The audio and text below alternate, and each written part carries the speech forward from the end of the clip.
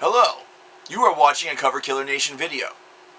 For quality assurance, this might be monitored by me to see if you liked it or not. I'll tell you what I did like. I liked going to the Dimmu Borgir show last November because Enslaved was there, and Enslaved's fantastic. Icedale is a fucking crazy-ass hobbit motherfucker, and he's built the shit too, man. It's awesome. Do you know what I didn't like? I didn't like the fact that whenever I saw Dimmu, now for the third time, this was the first time it was without someone who just made the band for me, someone who made Dimmu just a great band for me, and that was, of course, ICS Vortex. It's okay, though, because it's not his fault. He was booted, so, you know, shit happens. He went on to decide to do a solo project, and of course he's going to be relaunching Arcturus as well, and hopefully things are progressing along in that avenue at a little bit more fanciable pace, because I'm really jonesing for a new Arcturus album, but that's besides the point. We're here to talk about SEEKER by ICS Vortex, and right after you watch this video, you should watch the review done by Count Blagareth, another member of this community, not to mention, really fucking awesome.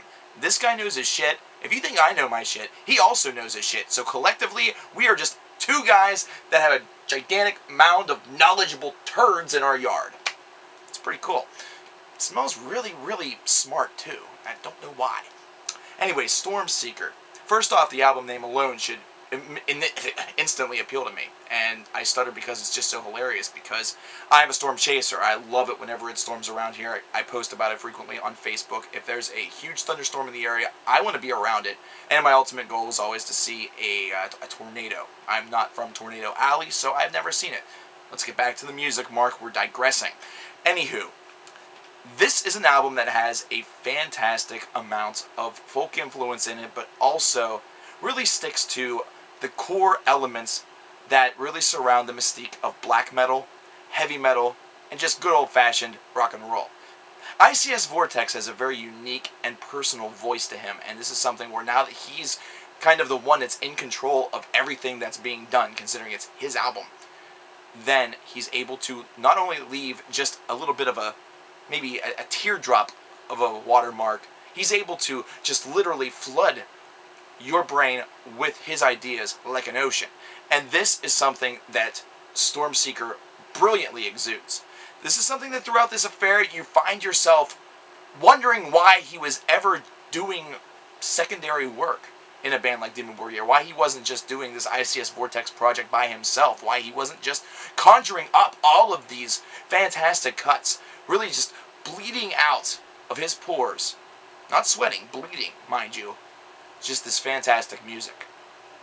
This is a 45-minute long journey, ladies and gentlemen, that takes you down so many different paths that really you might listen to it and think to yourself, these are paths that seem to be quite beaten, quite worn, quite traveled by members of the community in the past, whether it be full bands or solo projects. However, this is where it gets a little bit more unique, considering instead of it being a black metal side that is done with the traditional black metal vocals, this is completely clean. this has such a unique majesty to it, the likes of which that you'll only hear in ICS Vortex fronted projects for the most part.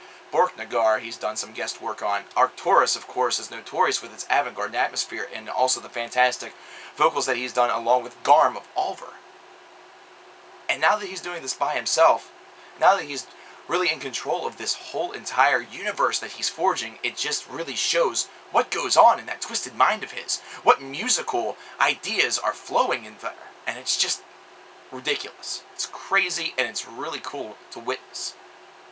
The self-titled track, SEEKER, is no doubt my pick for the best song off of this record. This is a song where I love it so much that I also hate him because I'm jealous of his storytelling ability, his lyricism, the way in which he's able to paint an image in my head with the words in which he is singing.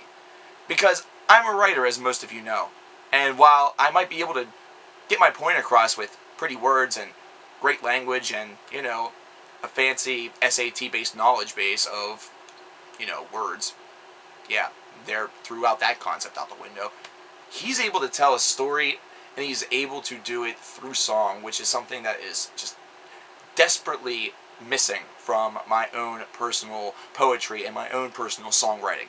So this is something where I know I'm going to find myself listening to this whole album, but especially this track, countless times to try to almost draw myself into that world and try to get into the mindset where I too can conjure up such language, such an ability to tell a story while singing and not feel as though I should be saying something repulsively poignant about society and about life, where instead I can just sit back and be calm and just spill a story, weave a web, spin a web, however you want to turn the phrase.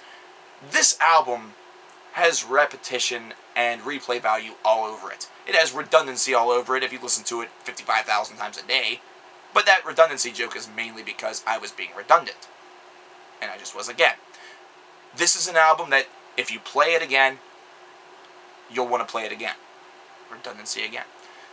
This is an album that has so many little hints and glimmers, so many little hidden objects that are laced within it, that it's very difficult to pick them all up on the first listen. In fact, you really have to listen to it a couple of times before you even maybe discover half of them. This is one that you'll return to just so you can kind of rediscover some of those neat little discoveries that you found and find new ones.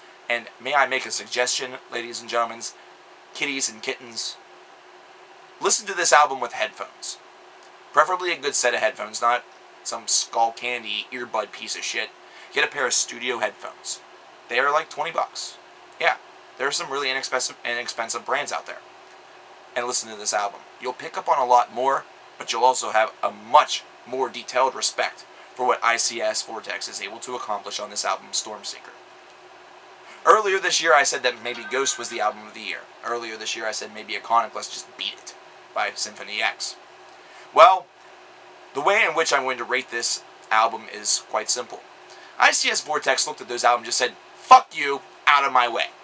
As of right now, this album is the front runner for 2011. Highly recommend this. Also highly recommend that you're watching Count Blaggeroth's review right after this one's finished. In fact, you should be going over there right now. Why the fuck are you still here? Are you waiting for a Cover Killer Says from me? Cover Killer Says get the fuck over and watch his video. And if you've already watched it once, watch it again, goddammit!